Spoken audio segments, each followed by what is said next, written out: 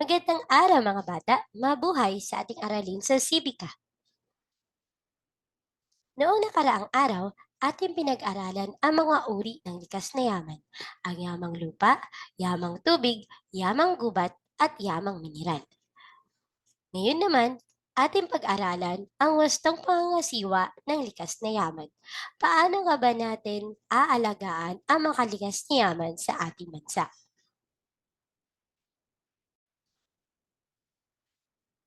Yamang lupa. Sa yamang lupa, kailangan nating paghiwalayin ang basurang nabubulok at hindi nabubulok. Sa yamang lupa, kailangan nating muling gamitin ang mga bagay na maaari pang gamitin. Pwede nating i-apply ang 3R: reuse, recycle, and reduce. Sa yamang lupa, maaari tayong magtanim ng mga gulay at halaman sa kapaligiran. At sa yamang lupa, huwag magtapon ng nakakalasong kemikal sa lupa. Sa yamang tubig naman, huwag magtapon ng mga basura o dumi sa mga anyong tubig.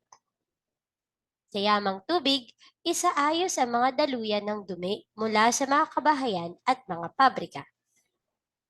Sa yamang tubig, gumamit ng wastong kagamitan sa pangingisda.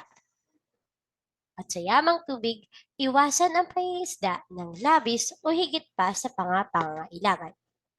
Sa yamang gubat naman, iwasan ang labis na pagputol ng mga puno. Sa yamang gubat, kailangan natin protektahan ang mga kagubatan. Sa yamang gubat, magtanim ng mga puno sa kagubatan at halaman sa kapaligiran. Sa yamang gubat, huwag sunugin ang kagubatan at kabundukan. Sa yamang gubat, huwag manghuli ng mga hayop at manguha ng mga halaman sa kagubatan. Sa yamang mineral naman, sundin ang mga tamang patakaran sa pangangasiwa sa mga minahan. At sa yamang mineral, gumamit ng mga renewable energy upang ipabawasan sa mga kinukuhang mineral. Ngayon naman, tayo magkakaroon ng maikling pagsasanay. Isulat lamang ang tama kung ang pahayag ay tama at mali kung ang pahayag ay mali. Ipaanod sa mga ilog ang mga plastik na bote na walang laman. Tama o mali? Ang tamang sagot ay mali.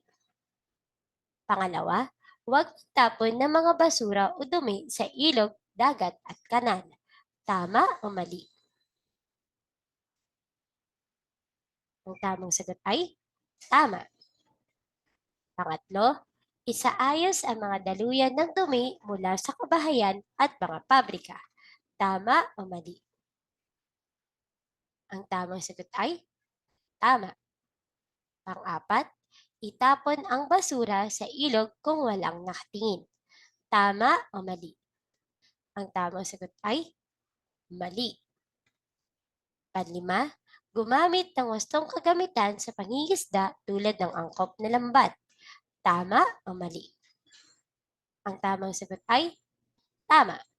Iyon lamang ang ating maikling aralin ngayong araw. Sana may natutunan kayo. Hanggang sa muli. Paalam!